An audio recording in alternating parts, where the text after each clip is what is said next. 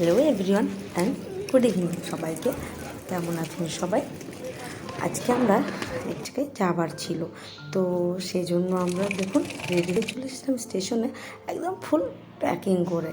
মানে আমরা একটু দূরেই যাচ্ছিলাম। তো এখানে ছিল আমার বান্ধবী ললিতা, আর দেখুন এখন রাত্রি প্রায় 9টা বেজে গেছিলো। তারপরে 10টার সময় ছিল আমাদের ট্রেন, এবং সঙ্গে আরও অনেকেই ছিল। তো আমরা সবাই মিলে চলে যাচ্ছিলাম। যেহেতু এটা রাত্রিবেলা ছিল, তো সবাই টায়ার্ড ছিল, তো সেই জন্য সবাইকে ভিডিওতে নেওয়া হয়নি। দেখুন আমি অ্যাকচুয়ালি এখানে একটা ব্রেসলেট পরেছিলাম, যেটা আমার বেশ ভালো লাগছিল, তো সেটাই দেখাচ্ছিলাম বান্ধবীকে। তারপরে আমরা এই যে ভোরবেলা, এখন 5টা বাজছিল, মানে সকাল 5টার সময় আমরা পৌঁছে গেছিলাম। আমাদের আরও ফ্রেন্ডরা ছিল, তো ওখানে গিয়ে সবার সঙ্গে একে একে মিট করছিলাম, কারণ আমাদের ট্রেনের বেশ কিছুক্ষণ সময় ছিল।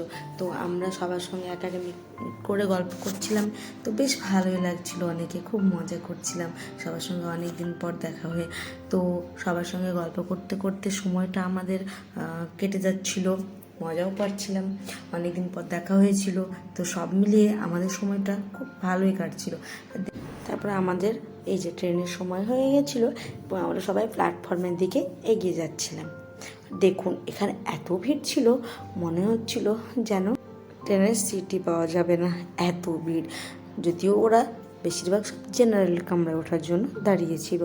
তো তারপরে দেখুন আমরা অনেকক্ষণ ওয়েট করতে হয়েছিল, কারণ আমাদের ট্রেনটা একটু লেট ছিল। তারপরে ফাইনালি আমাদের ট্রেনটা চলে এসেছে। তারপরে আমরা এই তো একে একে সবাই ট্রেনে উঠে যাচ্ছিলাম ব্যাগপত্র নিয়ে। আর যেহেতু ব্যাগপত্রগুলো একটু বেশি ছিল, তো সেই জন্য ভিড়ের মধ্যে উঠতে একটু প্রবলেম হচ্ছিল, কারণ ব্যাগপত্র নিয়ে একটু তো অসুবিধা হবেই।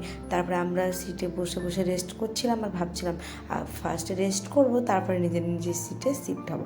এবং ফাইনালি দেখুন সবাই ট্রেনে উঠে গেছিলো, এবং জায়গাটায় প্ল্যাটফর্মটাকে ফাঁকা দেখে অনেকটা শান্তি লাগছিলো। তারপরে নিজে তো অনেক টায়ার্ড হয়ে গেছিলাম।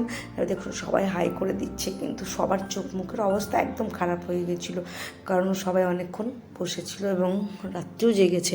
তো ফাইনালি আমাদের ট্রেনটা স্টার্ট হয়ে গেছিলো, তো বেশ ভালো লাগছিলো। বাইরের ওয়েদারটা সত্যি অনেক অনেক ভালো লাগছিলো।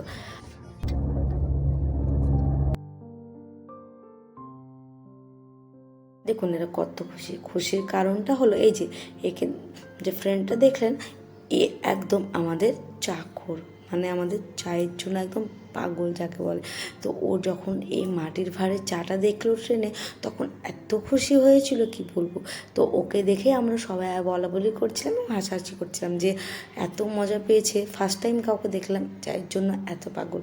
তো ও যে অবস্থায়, তো চাটা ওর খুবই পছন্দ, তো সেই জন্য মজা করে চাটা খাওয়ার পরে আমরা এই লাঞ্চ করার পরে চাটা খাওয়া হয়েছিল, এবং তারপরে আমি একটু রেস্ট করছিলাম, কারণ অনেক ক্লান্ত লাগছিলো। তারপরে রেস্ট ঘুমিয়ে যাওয়ার পরে আমি বুঝতেই পারিনি কখন সন্ধ্যা হয়ে গেছে। উঠে দেখি রাত্রি হয়ে গেছে, ফ্রেন্ড আমার সামনে এসে বসেছে।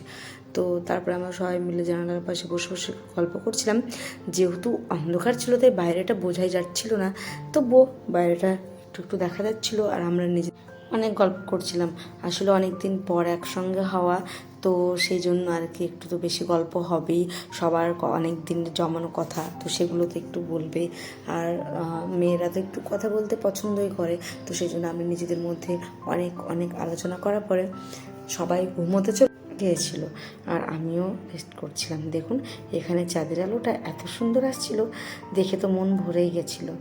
তো ভিডিওটি এখানে শেষ করলাম। কেমন লাগলো জানাবেন, ভালো লাগলে লাইক কমেন্ট শেয়ার করবেন, এবং সবাই অনেক অনেক ভালো থাকবেন।